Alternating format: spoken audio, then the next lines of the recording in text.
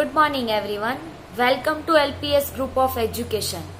નમસ્કાર વિદ્યાર્થી મિત્રો. તો આગળના નવા સત્રમાં આગળ પ્રવેશવા જઈ રહ્યા છો તેમની તમને ખૂબ ખૂબ શુભેચ્છા અને વેલકમ. હું તમારો વિષય વિજ્ઞાન વિષયની ટીચર છું. મારું નામ રૂડાણી ઉર્વિશા છે. તમારો વિજ્ઞાન વિષય લેવા જઈ રહી છું. તો પ્રથમ સત્ર, નવા સત્રની શરૂઆત કરીએ. ચેપ્ટર નંબર 1, વનસ્પતિમાં પોષણ. પાઠને સમજતા પહેલા આપણે પહેલા તો પાઠના નામને જ સમજવું પડે, બરોબર? તો કે વનસ્પતિમાં પોષણ. કોઈ પણ સજીવ છે તો એને જીવન જીવવા માટે અથવા તો એમને પોતાનું જે રોજગારનું રોજિંદુ જીવન જીવવા માટે શેની જરૂર પડે છે? તો કે ખોરાકની જરૂર પડે છે. પહેલા તો શક્તિની જરૂર પડે, અને શક્તિ તમને શેમાંથી મળે છે? તો કે ખોરાકમાંથી મળે છે, બરોબર? તો આપણા મગજમાં એવો સવાલ આવે કે આ સજીવ શું છે? તમે આગળના ધોરણોમાં સજીવ નિર્જીવ વિશે શીખી ગયા છો, પરંતુ ફરીવાર એક ફ્લેશબેક એટલે કે આગળના ધોરણોની ચર્ચા કરી લઈએ.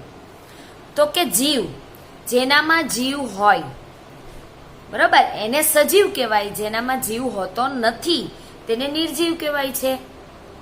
બે પ્રકારના જીવ હોય, સજીવ અને નિર્જીવ. તો સજીવને આપણે શેનાથી કીધું? કે જેનામાં જીવ હોય તેને સજીવ કીધું. અને નિર્જીવ કોને કીધું?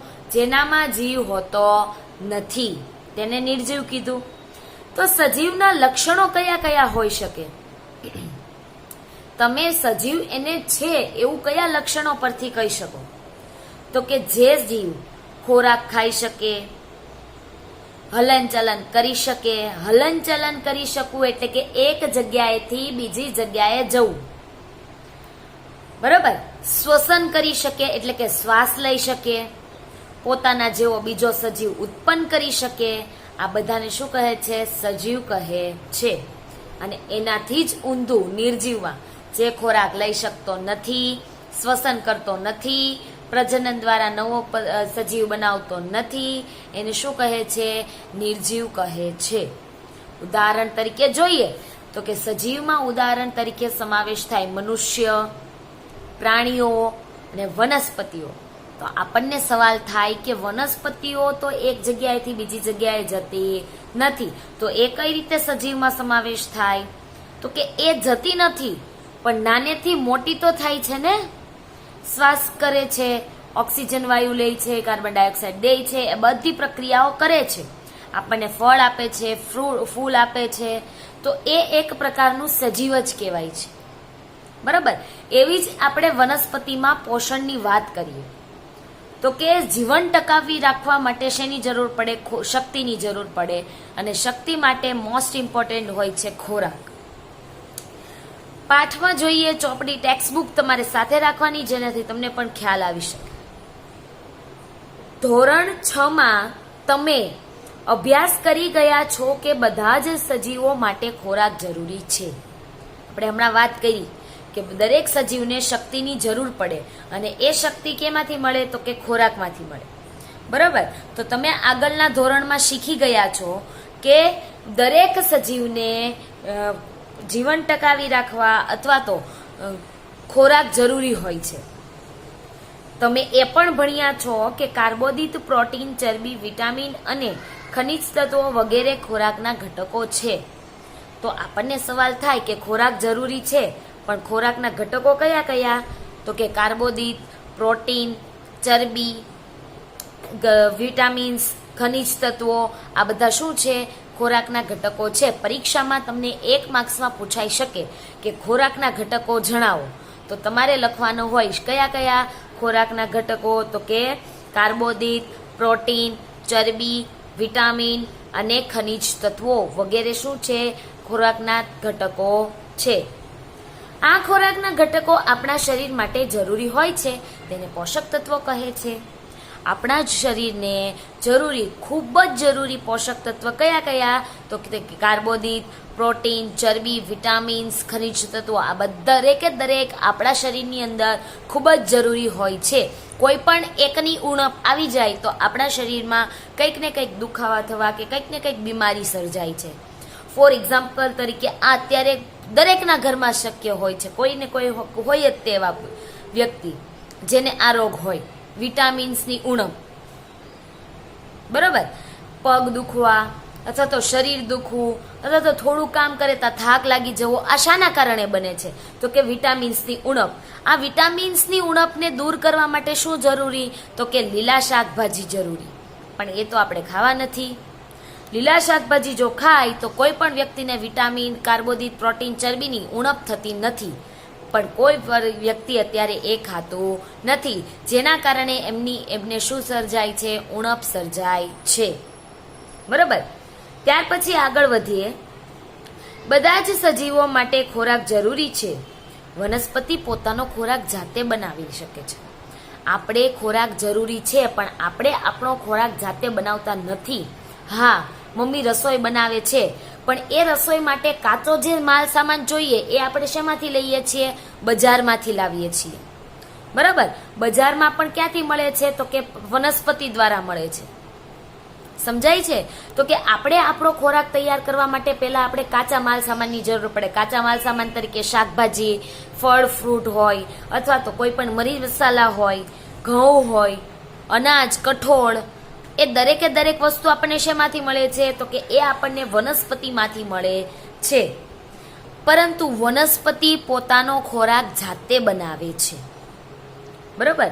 તો કે ફક્ત દરેક સજીવમાંથી ફક્ત એક જ સજીવ એવું છે કે જે પોતાનો ખોરાક જાતે બનાવે છે, અને એ છે વનસ્પતિ. તો કે વનસ્પતિ પોતાનો ખોરાક જાતે બનાવે છે, પરંતુ પ્રાણીઓ અને મનુષ્ય આમ કરી શકતા નથી. આ વાત સાચી છે. વનસ્પતિ પોતાનો ખોરાક જાતે બનાવે છે, પરંતુ પ્રાણીઓ અને મનુષ્યો પોતાનો ખોરાક જાતે બનાવતા નથી. તેઓ વનસ્પતિ કે પ્રાણીઓને ખોરાક તરીકે ઉપયોગ કરે છે. આમ મનુષ્ય અને પ્રાણીઓ પ્રત્યક્ષ કે પરોક્ષ રીતે વનસ્પતિ પર આધારિત છે. એટલા માટે કહેવાય છે આપણે મનુષ્ય શાકાહારી પણ હોય છે અને માંસાહારી પણ હોય છે. શાકાહારી જે છે એ વનસ્પતિએ આપેલા ફળ, ફ્રૂટ, શાકભાજીનો ઉપયોગ કરે છે, પરંતુ જે માંસાહારી છે એ માંસ, મછલી અથવા તો ઈંડાનો ઉપયોગ કરે છે. એટલે મનુષ્યમાં પણ બે પ્રકાર, શાકાહારી અને માંસાહારી. શાકાહારી હોય તો એ વનસ્પતિમાંથી મળતી વસ્તુઓનો ઉપયોગ કરે છે, પરંતુ માંસાહારી હોય તો એ પ્રાણીઓનો ઉપયોગ કરે છે ખોરાક તરીકે. બરાબર. અને પ્રાણીઓ પણ પોતાનો ખોરાક જાતે બનાવતા નથી. એ પોતાનો ખોરાક એ વનસ્પતિ એટલે કે પાંદડા, લીલા પાંદડા હોય, સૂકા પાંદડા હોય એનામાંથી કરે છે. ફળ, ફ્રૂટ એ પણ ખાય છે પ્રાણીઓ. બરાબર. અને મોટા પ્રાણીઓ નાના પ્રાણીઓને ખાય છે.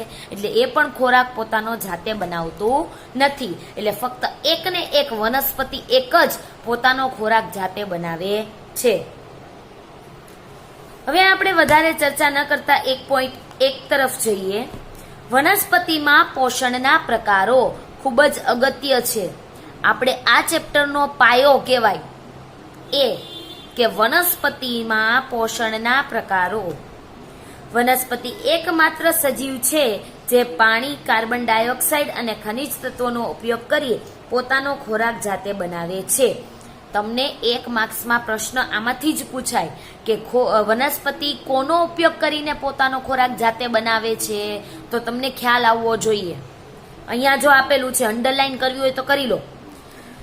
વનસ્પતિ એકમાત્ર એવું સજીવ છે કે જે પાણી, કાર્બન ડાયોક્સાઇડ અને અન્ય ખનિજ તત્વોનો ઉપયોગ કરીને પોતાનો ખોરાક જાતે બનાવે છે.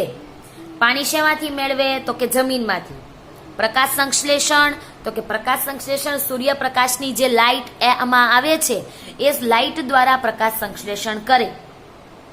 અને બીજું છે ખનિજ તત્વો, તો કે ખનિજ તત્વો એમને એમના જમીનમાંથી, મૂળમાંથી મળે છે. મૂળ દ્વારા શોષે છે અને વનસ્પતિના અન્ય ભાગો સુધી એ ખનિજ તત્વો પહોંચે છે, અને એના ઉપયોગ દ્વારા એ પોતાનો ખોરાક તૈયાર કરે છે. તો પરીક્ષામાં પૂછાય તો તમારે આ ત્રણ વસ્તુ લખવાની: પાણી, સૂર્યપ્રકાશ એટલે કે કાર્બન ડાયોક્સાઇડ અને ખનિજ તત્વો. બરોબર. કાર્બન ડાયોક્સાઇડ હવામાંથી જે મળતા કાર્બન ડાયોક્સાઇડ છે એના દ્વારા પણ એ શું કરે છે? ખોરાક તૈયાર કરે છે. એની સાથે પ્રકાશ સંશ્લેષણ પણ તમે લખી શકો છો.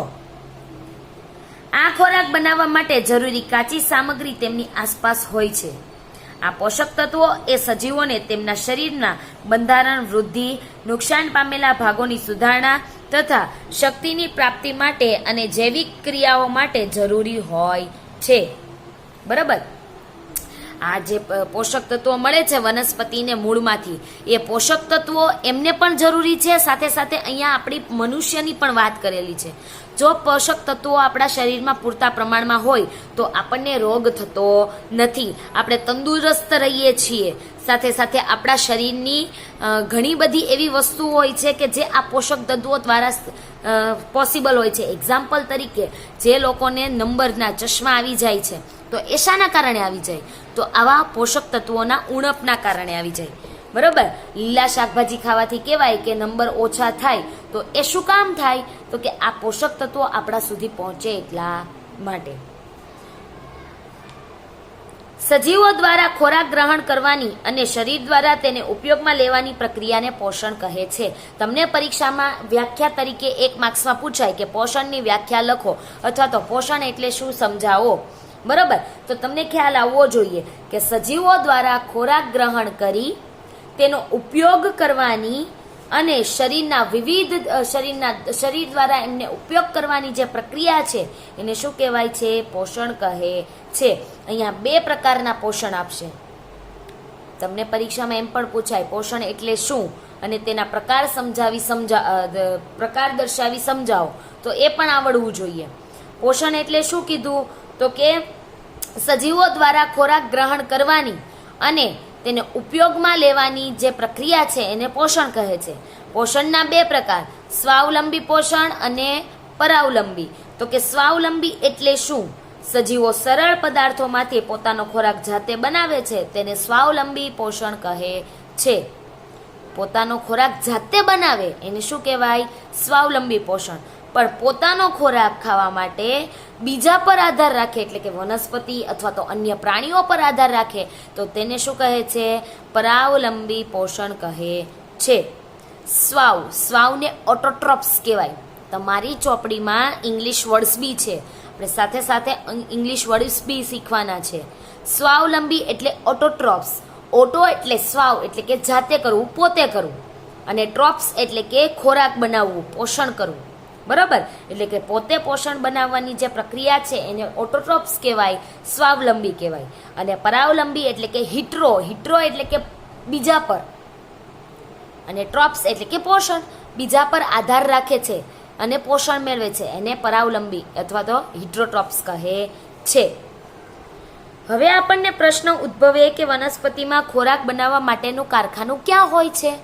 ત્યાં કારખાનું હોતું નથી એકચ્યુઅલમાં, પણ એમાં અમુક એવા ભાગો હોય છે કે જે રસોડા તરીકે ઉપયોગી છે.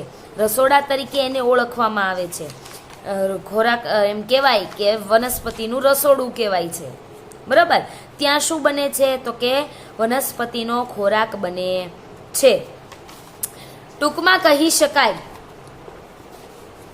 કે શું ખોરાક બનાવવા માટે વનસ્પતિના બધા જ ભાગો બને છે અથવા તો ઉપયોગમાં લેવાય છે? ના, બધા જ ભાગોનો ઉપયોગમાં લેવાતો નથી, પરંતુ એમને વનસ્પતિ ખોરાક બનાવવા માટે પ્રકાશ સંશ્લેષણ દ્વારા અથવા તો કાર્બન ડાયોક્સાઇડ દ્વારા અથવા તો જે એમને જરૂરી એવા પોષક તત્વો છે એના દ્વારા પણ એ ખોરાક બનાવે છે. અહીંયા એક સરળ તમને પ્રશ્ન આપે કે વનસ્પતિમાં ખોરાક બનાવવા માટેનો કાચો માલ પર્ણ સુધી કેવી રીતે પહોંચે છે? એની પ્રક્રિયા આપણે નેક્સ્ટ વિડીયોમાં જોઈશું. ત્યાં સુધી આપણો તમારો એક ટોપિક પૂરો થાય છે અને જેમાં મોસ્ટ ઇમ્પોર્ટન્ટ ક્વેશ્ચન છે કે પોષણ એટલે શું અને પોષણના પ્રકારો દર્શાવી એમને સમજાવો. તો કે પોષણ એટલે શું આપણે વાત કરી ચૂક્યા કે સજીવો દ્વારા ખોરાક ગ્રહણ કરવાની અને શરીર દ્વારા તેને ઉપયોગમાં લેવાની જે પ્રક્રિયા છે એમને પોષણ કહે છે. પોષણના 2 પ્રકાર, સ્વાવલંબી અને પરાવલંબી. આ પ્રશ્ન તમને વ્યવસ્થિત સમજાવવાનું કહે તો તમારે કઈ રીતે દર્શાવવું એ આ છેલ્લી પીડીએફમાં તમને જે સ્લાઇડ આવે છે એમાં દર્શાવેલું છે, જે જોઈને તમારે ટેક્સ્ટ નોટબુકમાં પણ લખવાનું છે. નમસ્કાર વિદ્યાર્થી મિત્રો.